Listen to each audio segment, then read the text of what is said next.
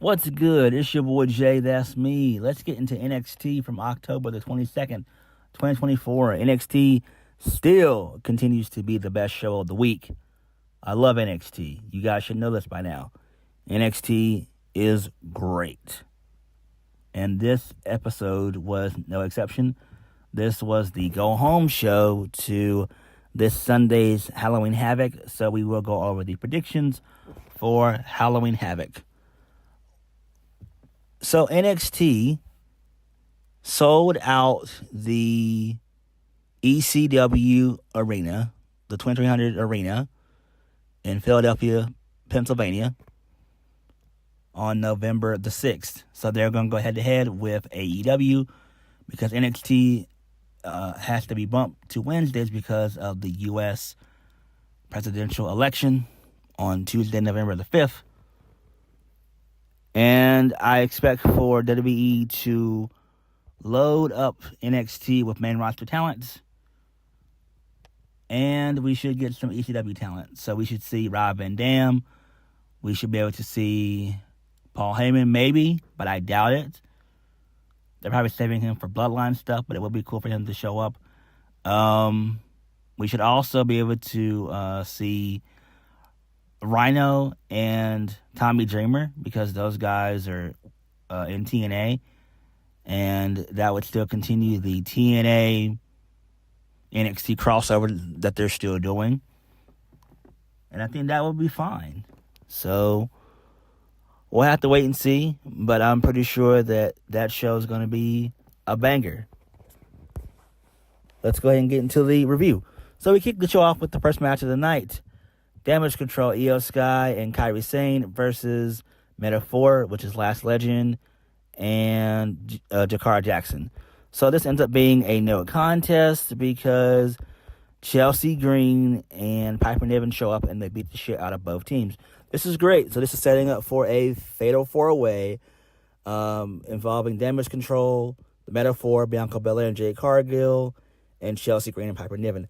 And the crowd popped for this because they gave Chelsea Green and Piper Niven a really good reaction. So this was great, and I like this. This is great. So we should get this match either at the go-home show for Crown Jewel or maybe Crown Jewel itself, but it'll probably be on the go-home show for Crown Jewel for SmackDown. I think that'd be pretty cool. So this is good. I definitely like all four ladies involved.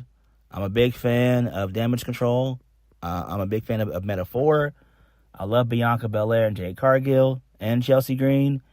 Piper Niven, she's alright. Who gives a damn? Moving right along.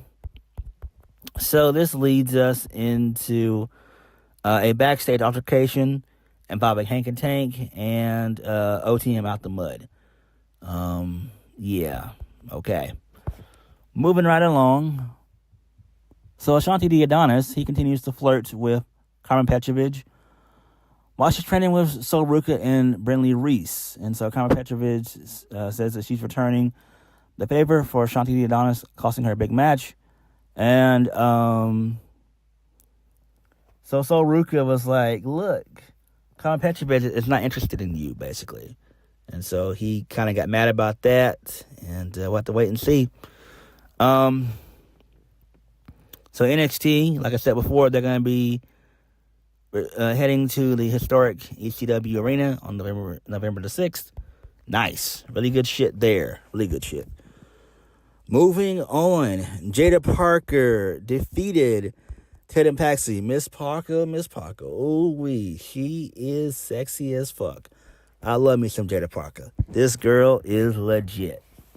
She great. She good. So Lola Vice wanted a piece of her post-match, but referees and officials broke it up. And then Wendy Chu, out of nowhere, she stuffs Tatum Paxley inside of a trunk, and she just throws her in the backstage area. I'm like, what the fuck? Call the police. What's going on? Like, we're witnessing a kidnapping and abduction on national television. Like, we've got to do something about this. What the hell's going on here? So that was fine. This is why I love NXT. They love doing zany, off the wall shit. This is why I fuck with NXT. This is one of the reasons why. Love it. Moving on, Lexis King tells Charlie Dempsey that he wants a shot at the NXT Heritage Cup Championship. So Charlie Dempsey, he obliges, and Lexis King needs to find a corner man. So I like how they're trying to turn Lexis King babyface, but I think it's all a ruse. I think Lexis King is going to turn on Charlie Dempsey, turning Charlie Dempsey babyface, which should be interesting. So I do like this. I like how Lexis King is still trying to find himself, and he's been doing this thing for about a year, and I like it. I like how he's not trying to be in his dad's shadow, but it seems like he is trying to be his own man. So this is fine. This is fine. I do like this. I'm very interested in seeing where this goes, because when that turn happens, it's gonna be great. So again, this is all a ruse. Moving right along. So Axiom, he gives advice to Javon Evans. He gives him props for his recent performances, despite not getting victories in said matches. So Nathan Frazier said that Javon Evans has a lot going for him, and he'll win the big one sooner or later because he's still very young, and he has all the time in the world. Nathan Frazier passively aggressively calls Javon Evans a kid, and then Javon Evans smacks the shit out of Nathan Frazier. And so this leads to Wesley trying to play mind games with Javon Evans. He's like, nah, brother, I don't want none of you. So I like this. This is fun, interesting. I don't think that he's going to turn heel, that being Javon Evans. I just don't see it. I do think he'll probably show more of an aggressive side. I mean, this really is what needs to happen. But I don't know. There could be a chance that we might see Javon Evans turn on, Cedric Alexander. You never know. I don't know. Moving on. So Adrianna Rizzo, she's laid out on the floor. She's receiving medical attention, and Tony D's pissed about it. Okay. So we know who attacked her, it seems like. It seems like it was probably Nikkita Lyons. So she is slowly but surely teasing a heel turn, and I do like this. This is great. A Nikkita Lyons heel turn should be fun. She's done it before in WoW, and I'm down for it. I love me some Nikkita Lyons. She is drop dead gorgeous. She's sexy. She's sexy. Moving right along. Stephanie Baker and Julia, they cut a promo, dual promo. So Stephanie Baker said to become the first woman from South America to wrestle all over the world, she had to walk down unknown roads, getting to places no one's ever reached. She's making history. She put herself up from scratch, and it wasn't by accident. It wasn't luck. You can hear the cliche about traveling around the world. She's done it. She's conquered Europe, Japan, South America, and Mexico. And the only thing, and not only that, but she's also collected championships from all over the world. She's proven that she's made of fire, and it doesn't matter how many heads she would have to crush. Her goal was going to a WWE.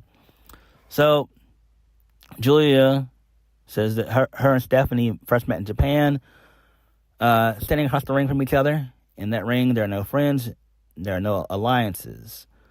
But after the match, we became friends. Coming to WWE NXT, she learned how different it is here, and she knew that Stephanie was the only person she could trust as someone who hits as hard as she does, and who has the same goal in mind. We don't have championships around our waist, not yet. But once we finish Cora Jade and Roxanne Perez at Halloween Havoc, we'll be on our way. I like this. This is great. This is excellent. Please, Shawn Michaels, please bring back the NXT Tag Team Championships for the women. Please, bruh. Please bring it back, Sean. Please bring them back. Please, dog. Please bring them back, bruh. Come on, fam. Bring them back. We need them. We need them. We need them. Moving right along, Oba Femi completely destroyed Lucia Cristofano. And then post-match, he beat the shit out of Cristofano and Stacks. So he power bombed Cristofano through a table. Through a ladder, and then he did a back body drop to Stacks. And Tony D was hanging by his necktie having to watch this. I'm like, damn, Oba Femi is one tough son of a bitch. I love Oba Femi. Oba Femi needs to be NXT champion next year. NXT Stand and Deliver. The main event should be Oba Femi versus Trick Williams. That's the biggest match they can do, and that's the match I hope that they go for next year. It's time. It is time. Oba Femi is that dude. Oba Femi, to me, is the face of NXT. He's the face. He is the face. Once Trick Williams coughs up that title, he will be the face. Oba Femi is the guy. He is him. He's him. Man, Oba Femi is awesome. Moving on. So Andre Chase, he was backstage. He could have promo. He did a backstage vignette, and he basically said that he's going to get revenge on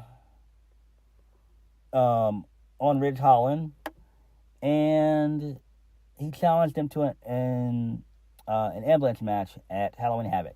Okay, fine. That's fine. Moving on. We had a really good promo segment involving Trick Williams and Ethan Page. So Ethan Page basically just talked about his indie career and how it took him 17 years to reach to WWE. He said that he knows that him and Trick took different paths. He never had a performance center like this with state-of-the-art equipment, staff on 24/7 to pamper and cater to him. He never had the greatest mind of professional wrestling coaching him and guiding him for the top position in the company. He said that, Trick said that he understands his story. He realizes that Ethan Page worked very hard, and he has too. But he's not gonna be shamed because he's blessed. I like that. I like that a lot. That's great. So Ethan Page talked about his blood, sweat, and tears, and what he went through the Indies, and how he's willing to do anything and everything to become a champion in WWE. So Ethan Page then puts over Trick Williams, saying that he's dressed to the nines, two-time NXT champion. He's basically trying to see if Trick has that edge, that killer instinct, that devil in him. So I do like that. And then Trick goes over his resume of people who he's beaten, like Carmelo Hayes, Ilya Dragunov, Pete Dunne. And Ethan Page says that he's doing this because he's desperate. He said it took him 17 years to become a champion in WWE. He got a taste, and now he's addicted. I promise you, I will further that addiction this Sunday when I get back what's mine. So, then Trick says that he's looking forward to it. So I do like this. Really good stuff there. I like it. I'm excited for the match. I think once Ethan Page loses, it's time for him to go to the main roster. I don't see him going back down into the mid-card. I just don't see it. So, yeah.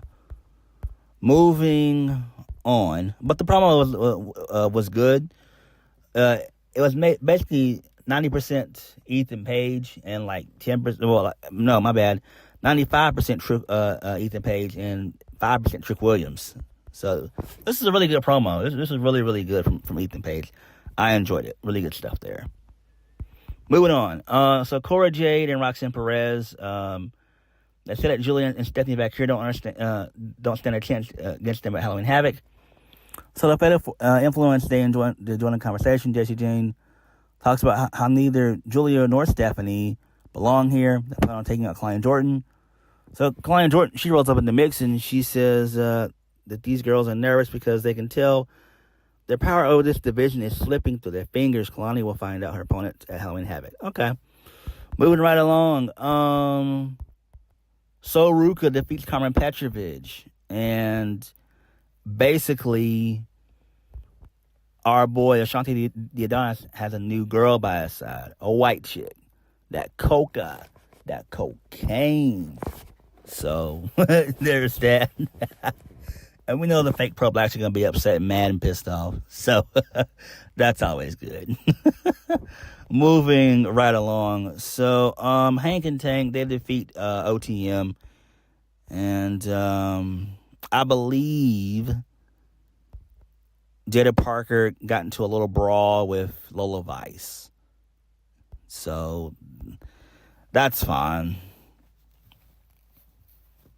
I forgot to mention the NASCAR guy. He showed up as well in this match as well.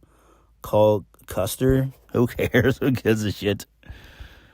Moving on. So Nathan Frazier, he continues to be a hothead, and he demands Ava to grant them a match against Javon Evans and Cedric Alexander next week for the NXT tag team titles. Okay, that's cool.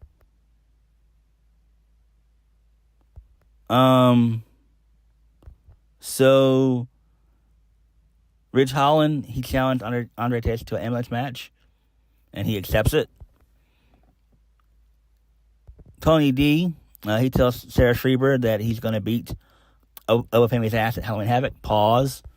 Main event of the evenings, Stephanie Vacker and Julia, they defeat Fatal Influence, which was Fallon Henley and Jessie Jane. So they win, and then post-match, Roxanne Perez and Cora Jade, they're looking down and staring down at them from the balcony. And then Kalani Jordan, she shows up and she stares down one of the members of Fatal Influence. And so it's going to be a spinner's choice match in NXT, at Halloween Havoc. And then Zara, a.k.a. Delta, she makes her debut. This happened like 10 seconds before the show went off the air, which was fine. This is cool. I do like this, and Delta should be good. So I'm down for this. Excellent. Really good stuff here. Really good stuff. All right, let's get into the predictions for Halloween Havoc. 5 matches on the card. And I'm excited for the event. Most of the show, basically, it's not really sold out, I don't think.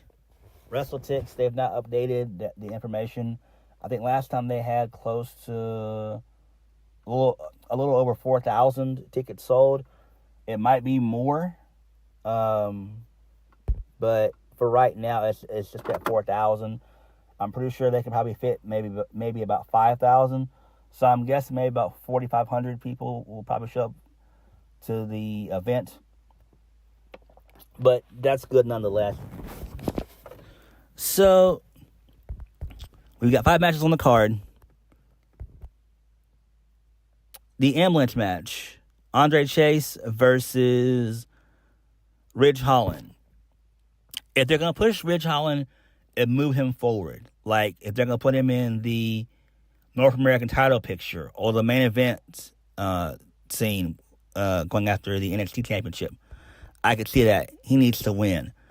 But I doubt that's going to happen. It's probably going to be Andre Chase winning with the help of Chase U.